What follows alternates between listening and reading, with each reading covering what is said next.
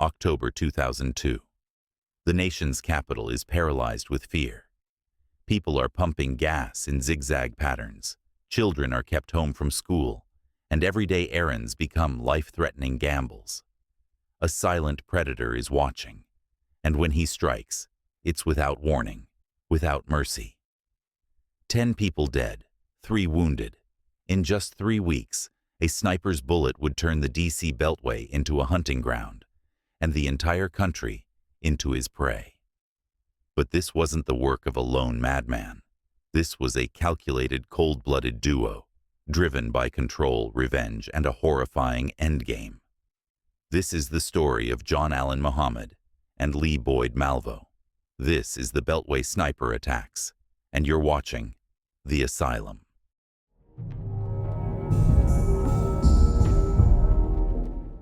The snipers were 2 men, John Allen Muhammad, 41 years old at the time, and Lee Boyd Malvo, 17 years old at the time, who traveled in a blue 1990 Chevrolet Caprice sedan.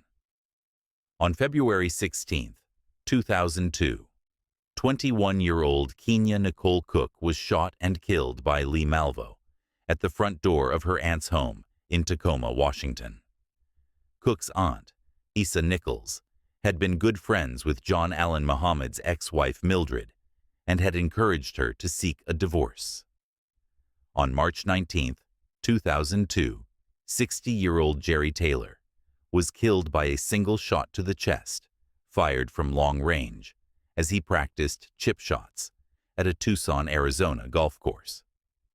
Muhammad's sister lived near the golf course, and he was visiting her at the time of the shooting. On August 1, 2002, 51-year-old John Gaeta was changing a tire slashed by Malvo at a parking lot in Hammond, Louisiana. Malvo then shot him in the neck. The bullet exited through Gaeta's back, and he pretended to be dead, while Malvo stole his wallet. Gaeta ran to a service station after Malvo left and discovered that he was bleeding. He went to a hospital and was released within an hour. On September 5, 2002, at 10:30 p.m., Paul LaRufa, a 55-year-old pizzeria owner, was shot 6 times at close range while locking up his Italian restaurant in Clinton, Maryland. LaRufa survived the shooting, and his laptop computer was found in Muhammad's car when he and Malvo were arrested. On September 14, 2002, 22-year-old Rupinder, or Benny, as many called him, Oberoi, an employee of the Hillendale Beer and Wine liquor store in Silver Spring, Maryland, was shot in the back outside the store. Oberoi survived the shooting. The shooting was officially linked to Muhammad and Malvo by the Montgomery County Police Department. On September 15, 2002, Muhammad Rashid was shot while closing 3 Roads Liquors in Brandywine, Maryland. Rashid later identified Malvo as the shooter in court. On September 21, 2002, at 12:15 a.m., 41-year-old Millian Waldemariam was fatally shot in the head and back with a .22 caliber pistol in Atlanta, Georgia. Waldemariam was helping the owner of a Sammy's package store close up for the night when the shooting occurred. 19 hours later on the same day, Claudine Parker, a 52-year-old liquor store clerk in Montgomery, Alabama, was shot in the chest and killed during a robbery. Her co-worker, 24-year-old Kelly Adams, was critically wounded with a shot through the neck, but survived. Evidence found at the crime scene eventually tied this killing to the Beltway attacks and allowed authorities to identify Muhammad and Malvo as suspects, although this connection was not made until October 17, almost 4 weeks later. On September 23, 2002, at 6:30 p.m., 45-year-old Hong Im Ballinger was shot in the head and killed with a Bushmaster rifle in Baton Rouge, Louisiana. Muhammad and Malvo were later linked to the killing.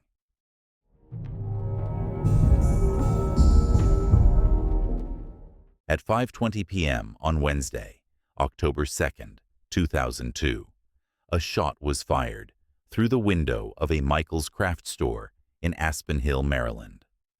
The bullet narrowly missed Ann Chapman, a cashier at the store. Since no one was injured, the shot was assumed to be random and no serious alarms were raised. However, approximately 1 hour later, at 6:30 p.m., James Martin, a 55-year-old program analyst at Noe, was shot and killed at 2201 Randolph Road in the parking lot of a Shoppers Food Warehouse grocery store located in Wheaton.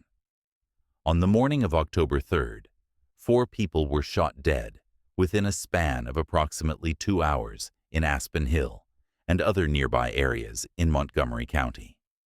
Another was killed that evening in the Tacoma neighborhood of the District of Columbia.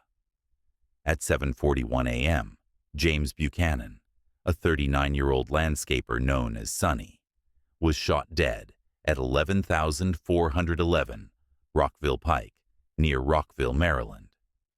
Buchanan was shot while mowing the grass at the Fitzgerald Auto Malls. At 8:12 a.m., a 54-year-old part-time taxi driver, Prem Kumar Walekar, was killed in Aspen Hill in Montgomery County while pumping gasoline into his taxi at a mobile station at Aspen Hill Road and Connecticut Avenue. At 8:37 a.m., Sarah Ramos, a 34-year-old babysitter and housekeeper, was killed at the Leisure World Shopping Center in Norbeck. She had gotten off a bus at Connecticut Avenue and was seated on a bench reading a book at the time of her murder. At 9:58 a.m., 25-year-old Lori Ann Lewis Rivera was killed while vacuuming her Plymouth Grand Voyager at the Shell station at the intersection of Connecticut and Knowles Avenues in Kensington, Maryland. The snipers waited until 9:20 p.m. before shooting Pascal Charlot, a 72-year-old retired carpenter, while he was walking on Georgia Avenue at Kalmia Road in Washington, D.C. Charlot died less than an hour later. In each shooting, the victims were killed by a single bullet fired from some distance, and, in each case, the killers struck and vanished. This pattern was not detected until after the October 3rd shootings occurred. Fear quickly spread throughout the region as news of the shootings spread. At a press conference meeting, Chief of Police for Montgomery County, Charles Moose, informed parents that schools were on a code blue alert, keeping children indoors. He said that the schools were safe. Many parents picked up their children early at school, not allowing them to take a school bus or walk home. Montgomery County Public Schools, District of Columbia Public Schools, and private schools went into a lockdown with no recess or outdoor physical education classes. Other school districts in the area also took precautionary measures, keeping students indoors. During the course of the shootings, law enforcement agencies from neighboring states became embedded in the investigation through telephone tips. Police had only a few pieces of evidence to work with. One initial report said that right after the Silver Spring attack, someone had reportedly heard a popping noise and had seen a white box truck hurriedly leaving the scene. After the murder in Washington, D.C., witnesses began telling police that they had seen a blue Chevrolet Caprice rather than a white box truck. The police initially believed that all of the murders were carried out with a .223 caliber rifle.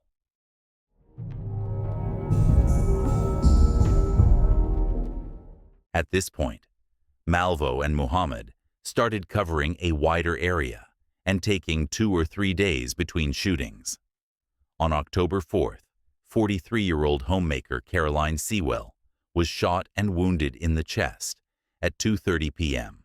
in the parking lot of another Michael's store at Spotsylvania Mall in Spotsylvania, while she was loading purchases into her minivan.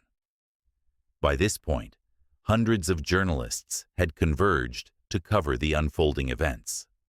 School officials reassured the public that they were taking every measure possible to protect children by tightening security and canceling all outdoor activities. The weekend passed without incident, but when lessons resumed, so did the shootings. On October 7th, at 8:09 a.m., Iran Brown, a 13-year-old student, was shot in the chest and critically wounded as he arrived at Benjamin Tasker Middle School on 4901 Collington Road in Bowie, Maryland, in Prince George's County. Brown survived the attack and ultimately testified at Mohammed's trial. At this crime scene, the authorities discovered a shell casing as well as a tarot card, the death card, inscribed with the phrase, "Call me God," on the front and, on 3 separate lines on the back, "For you, Mr. Police." Code: Call me God. Do not release to the press. Despite police efforts to honor the request not to release information about the card to the press, details were made public by WUSA TV and then by the Washington Post just 1 day later. On October 9th at 8:18 p.m., 53-year-old civil engineer Dean Harold Myers was shot dead while pumping gasoline at a Sunoco gas station on 7203 Sudley Road in Prince William County, Virginia, near the city of Manassas. On the morning of October 11th at 9:30 a.m., 53-year-old businessman Kenneth Bridges was shot dead while pumping fuel at an Exxon station off Interstate 95 in Spotsylvania County, Virginia, near Fredericksburg.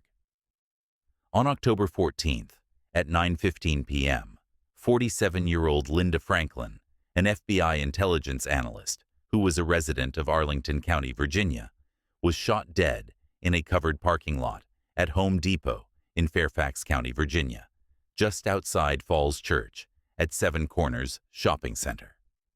The police received what seemed to be a very good lead after the October 14th shooting, but it was later determined that the witness was inside the Home Depot at the time and was lying.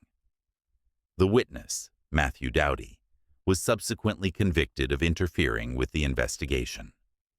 By this point, due to public concerns about safety, gas stations had begun to put tarps up to conceal their customers. Some people crouched over to pump gas, while others waited in their cars. Malvo and Muhammad did not commit any more shootings for 5 days before striking again. On October 19th at 8 p.m., 37-year-old Jeffrey Hopper was shot in a parking lot near the Ponderosa Steakhouse at State Route 54 in Ashland, Virginia, about 90 miles, 140 kilometers south of Washington, near Interstate 95. His wife Stephanie called out to passers-by, who phoned for an ambulance, enabling Hopper to survive his injuries.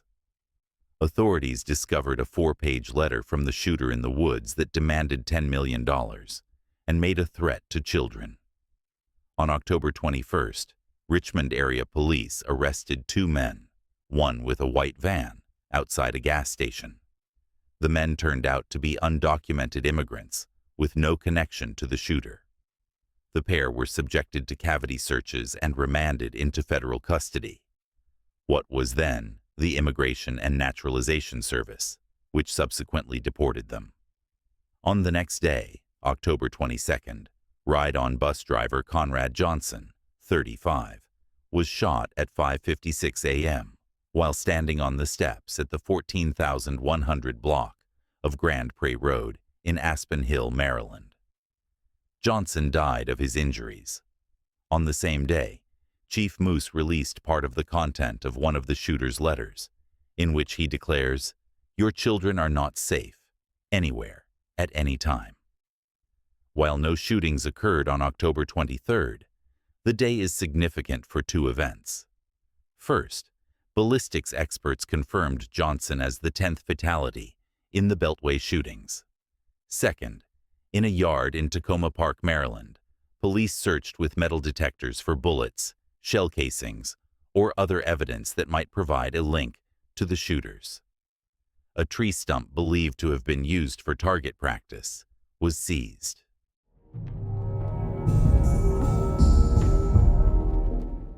With 7 shooting victims, including 6 deaths, in the first 15 hours of the D.C. area spree, the North American media soon devoted extensive coverage to the shootings. By the middle of October 2002, All news television networks provided live coverage of the aftermath of each attack, with the coverage often lasting for hours at a time. The Fox show America's Most Wanted devoted an entire episode to the shooters in hopes of aiding in their capture. Much of the coverage of the case in the New York Times was written by Jason Blair and subsequently found to be fabricated. The ensuing scandal resulted in the resignations of the newspaper's two top editors, Howell Raines and Gerald Boyd. During the weeks when the attacks occurred, public fear mounted of the apparently random shootings, especially in relation to such sites as service stations and parking lots of large stores, where many had taken place. People pumping gasoline at gas stations kept moving, hoping to present a smaller target. Also, many people with access tried to fuel their vehicles at the naval base of the National Naval Medical Center in Bethesda, Maryland, as they felt it was safer inside the guarded fence. Government buildings such as the White House, U.S. Capitol, and Supreme Court building, and memorial tourist attractions at the National Mall in Washington, D.C., also received heightened security. For the duration of the attacks, United States Senate pages received a driven police escort to and from the United States Capitol every day, and were not allowed to leave their residence hall for any reason except work. Drivers of white vans and box trucks were viewed with suspicion from other motorists, as initial media reports indicated the suspect might be driving such a vehicle. After the specific threat against children was delivered, many school groups curtailed field trips and outdoors athletic activities based upon safety concerns. At the height of the public fear, some school districts, such as Henrico County Public Schools and Hanover County Public Schools, after the Ponderosa shooting, closed school for the day.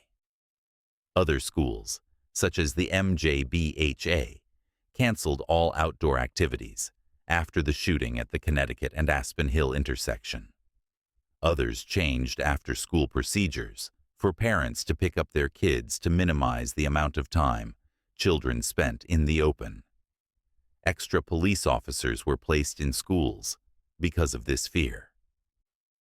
Joel Schumacher's film, Phone Booth, was deemed potentially upsetting enough that its release was delayed until April 2003.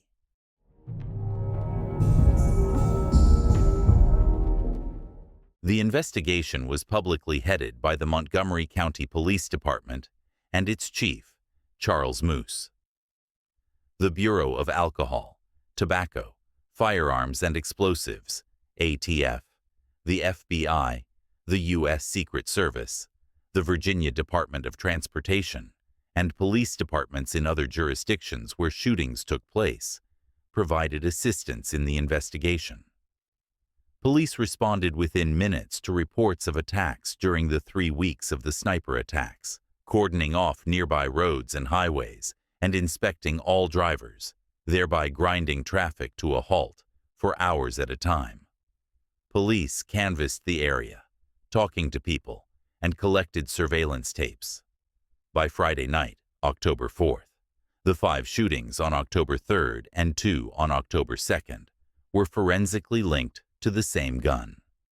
Eyewitness accounts of the attacks were mostly confused and spotty. Hotlines set up for the investigation were flooded with tips. Early tips from eyewitnesses included reports of a white box truck with dark lettering on the outside and 2 men inside speeding away from the Leisure World Shopping Center. Police across the area and the state of Maryland were pulling over white vans and trucks. A gray car was spotted speeding away after the October 4th shooting in Spotsylvania. The shooter attempted to engage the police in a dialogue, compelling Moose to tell the media cryptic messages intended for the sniper. At several scenes of shootings, tarot cards were left as calling cards, including one death card, upon which was written, "Call me God," on the front and on the back, on 3 separate lines. The words, "For you, Mr. Police." Code, "Call me God." Do not release to the press. This information was leaked to the press and misquoted often as, "I am God," or similar misquotes of the actual words on the tarot card.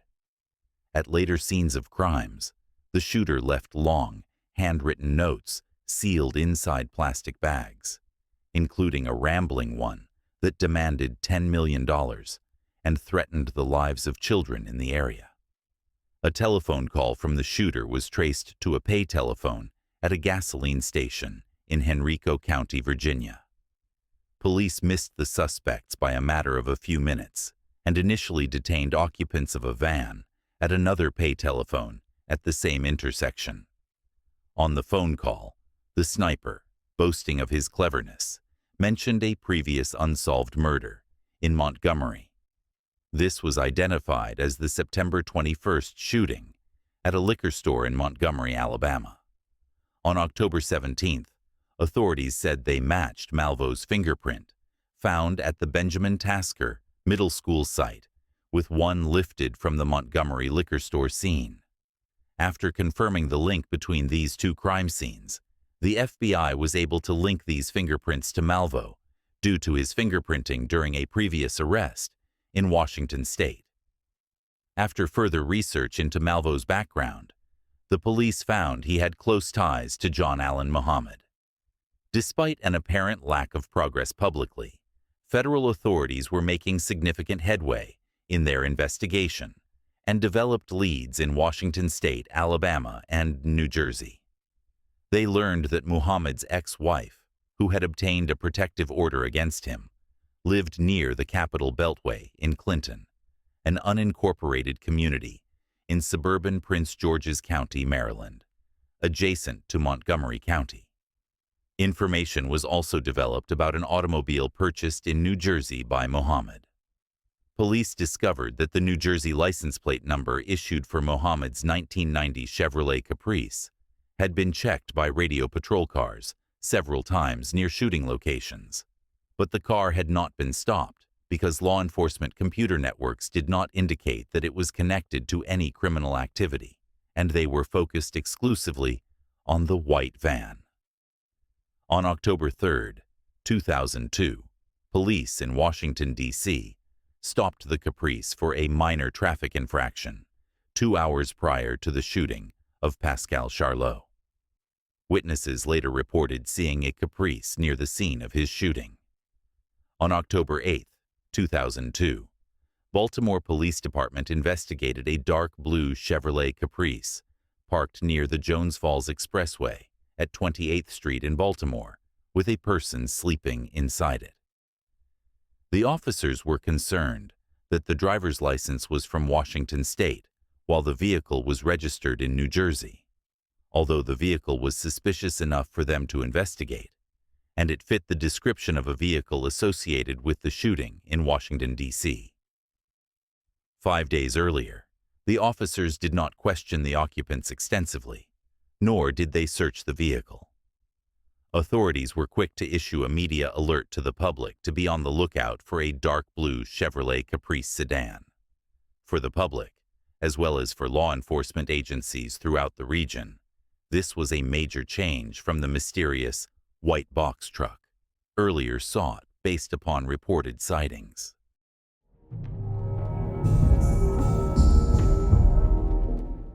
The crime spree came to a close at 3:15 a.m. on October 24, 2002, when Muhammad and Malvo were found sleeping in their car at a rest stop off Interstate 70 near Myersville, Maryland, and were arrested on federal weapons charges.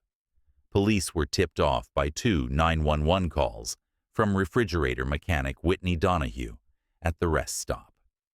4 hours earlier, Montgomery County Police Chief Charles Moose had relayed this cryptic message to the sniper. "You have indicated that you want us to do and say certain things. You have asked us to say, 'We have caught the sniper like a duck in a noose.'